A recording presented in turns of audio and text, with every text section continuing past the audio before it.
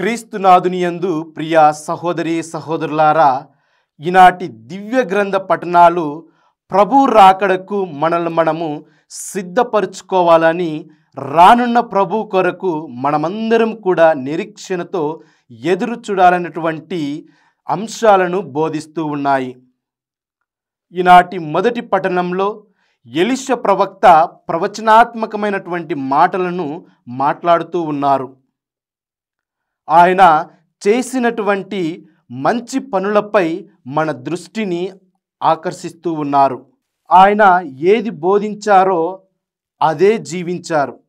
ఆయన తన సొంత స్వార్థం కొరకు ఏది కూడా చేయలేదు. దేవుని యొక్క అధికారాన్ని పొందుకొని ఆయన దేవుని యొక్క కార్యాలను నెరవేర్చారు.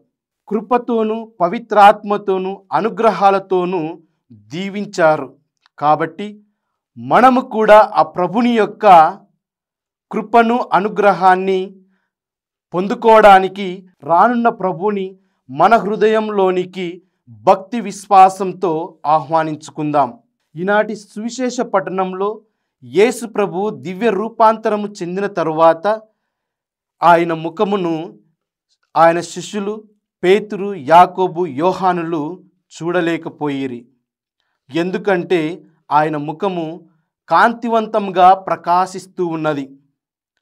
ఆకాశంలో కాంతివంతమైనటువంటి మేఘము వారిని ఆవరించినది.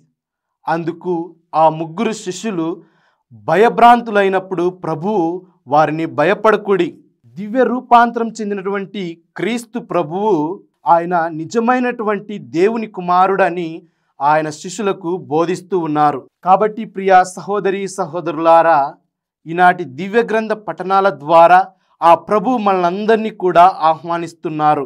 మీరు వెళ్ళి బాహ్య జీవితాలను, అంతరంగిక జీవితాలను పవిత్రాత్మ శక్తితో నింపుకొని మీ జీవితాలను సరైన జీవితాలుగా మలుచుకొనండి.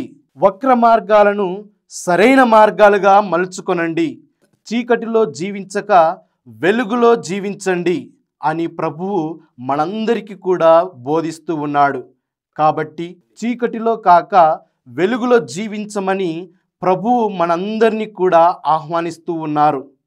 కాబట్టి ప్రియ సహోదరి సహోదరులారా, ఇటువంటి గొప్ప అమూల్యమైనటువంటి సమయంలో రానున్న ప్రభువు కొరకు మనమందరం కూడా నిరీక్షణతో ఎదురు చూద్దాం. ఆ ప్రభువుని మన హృదయాలలోనికి భక్తి విశ్వాసంతో ఆహ్వానించుకుందాం. ఈనాడు తల్లి శ్రీసభ పునీత సిల్వ యోహాను పండుగను కొనియాడుతూ ఉంది.